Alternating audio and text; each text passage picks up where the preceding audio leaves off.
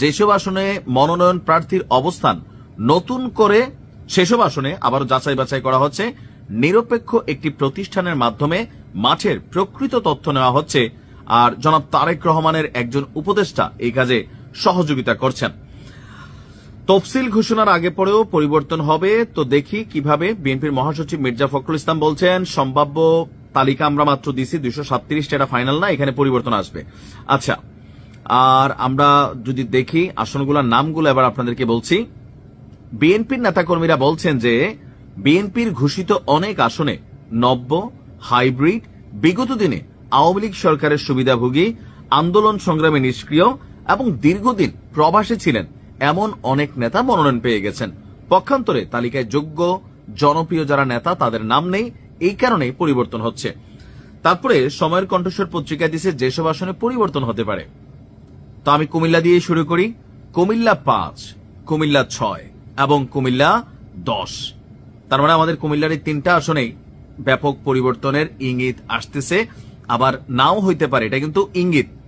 গণমাধ্যম লিখছে পরিবর্তন হতে পারে, হয় নাই কিন্তু এখনো, নাও হইতে পারে, বাট হওয়ার চান্স আছে, যেহেতু এখানে বড় বড় প্রটেস্ট হচ্ছে।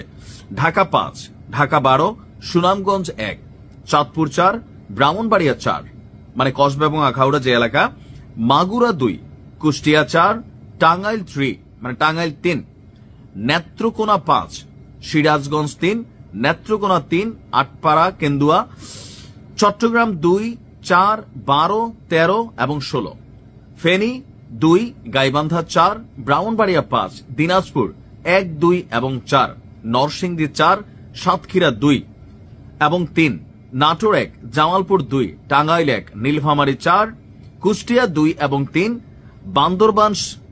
বান্দরবান, তারপর হচ্ছে শেরপুর 2, হবিগঞ্জ, জয়পুরহাট 1 এবং 2, ময়মনসিংহ 3, 6, 9 এবং 11, মুন্সিগঞ্জ 1, তারপর হচ্ছে যে কিশোরগঞ্জ 5, তারপর হচ্ছে কুড়িগ্রাম 1 এবং 3, রাজশাহী 1, 3 এবং 4, ব্রাহ্মণবাড়িয়া 5, রাজবাড়ী 2, নওগাঁ 1, 3 এবং 4, পাবনা 4 এবং মৌলভীবাজার 2।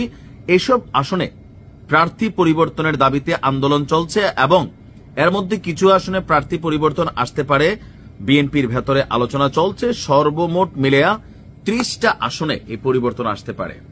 এখনো এটা ফাইনাল না, গণমাধ্যমে আসছে নিউজটা, সেই কারণে আপনাদের সামনে দিলাম। তবে যারা সমর্থকরা আছেন, মনোনয়ন যারা পাইছেন বা যারা পান নাই, তারা এমন কোনো কর্মকাণ্ড করা যাবে না। হয়তো আপনার নেতার নামটা মনোনয়ন থেকে বাদ নাও দিতে পারে, কিন্তু আপনি অতি উৎসাহী হইয়া এমন কোনো ভূমিকা করে বসলেন যেটার কারণে আপনার নেতা মনোনয়নটা হারাইতেও পারে। আবার যারা মনোনয়ন পান নাই, পাইতে পারেন, তাদের নেতাকর্মীরা এমন কোনো আচরণ করেন না যে আপনাদেরকে দিলে আপনারা সরাকে ধরা জ্ঞান করে ফেলবেন। প্রথমেই তো নিজেরা নিজেদেরকে কাটবেন। এটাই বাংলাদেশের রাজনীতির সিস্টেম, যে প্রতিদ্বন্দ্বী কনফ্লিক্ট যেখানে আছে, এক নেতা আরেক নেতারে কাটে, এক কর্মীরা আরেক কর্মীরে কাটে। দিন শেষে আপনারা সবাই এক দলের রাজনীতি করেন, এটা মাথায় রাখতে হবে। পরিবর্তন হতেও পারে, নাও হতে পারে, তবে ইঙ্গিত কিনো এই আসনগুলোতে আসছে, কারণ এখানে বড় ধরনের একটা প্রটেস্ট চলছে। এখন দেখা যাক কি হয়। দিন শেষে সবচেয়ে বড় কথা কি, কপালে থাকা লাগে। এটা একটা রাজটিকা, যেটা দেখা যায় না। ক্ষমতা আল্লাহর তরফ থেকে আসে, আর যদি সেটা আপনার কপালে না থাকে, আপনাকে ধৈর্য ধরে এটা মেনে নিতে হবে। চেষ্টা করতেছেন, চেষ্টা করতে থাকুন, ভালোভাবে মানুষের কাছে বার্তা পৌঁছান। নেতা কর্মীরা যারা একটু লাফালাফি করতেছেন, তিরিং বিরিং, হ্যাঁ আমার নেতা আসলে তোকে দেখা নিব, অমুকরে দেখা নিবেন, এগুলা বন্ধ করেন। আপনার আচরণও কিন্তু আপনার নেতার পক্ষে যাচ্ছে, বিপক্ষেও যাচ্ছে।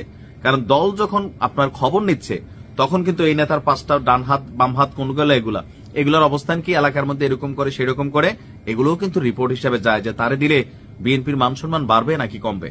সো খুবই স্পর্শকাতর ইস্যু। ভালোবাসা জনগণের হৃদয় জয় করেন, গুটিবাজি করে না। ভালো থাকুন।